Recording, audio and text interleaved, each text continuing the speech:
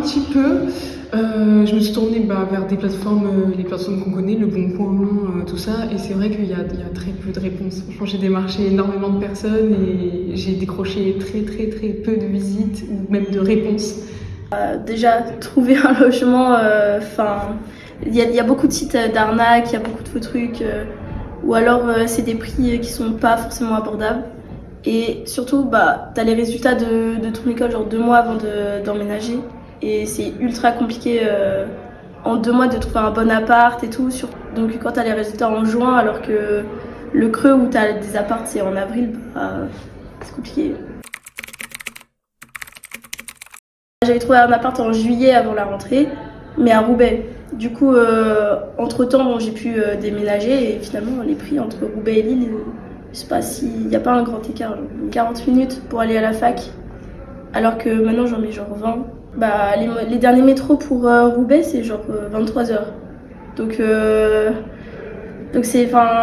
y avait beaucoup de restrictions par rapport à ça. Puis, les Uber, 30 balles. C'est compliqué quoi. C'est faute de réponse en fait. Je cherchais, puis le temps il avançait, on était déjà mi-août.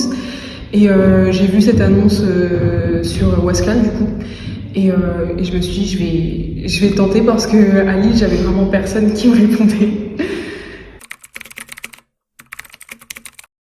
Stressant.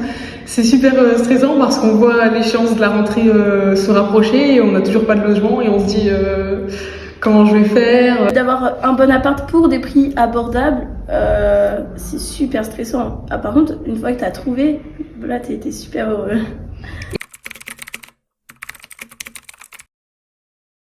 Vraiment s'y prendre à l'avance. La meilleure période, je dirais, c'est mars-avril. C'est là où les étudiants ils lâchent leur appart. Logement très abordable sur l'île, ça reste très saturé. Il y a les solutions qu'on connaît si on est boursier, les résidences Crous, tout ça. Mais quand on l'est pas, c'est vrai que c'est assez compliqué. Bon, si on résume, c'est compliqué.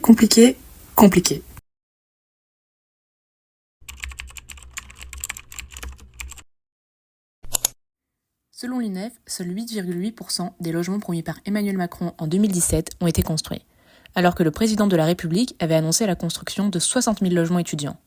Des chiffres contestés par le ministère de l'Enseignement supérieur qui indiquent que plus de 30 000 ont déjà vu le jour depuis 2017 en comptabilisant l'ensemble des logements destinés aux étudiants Crous et hors Crous.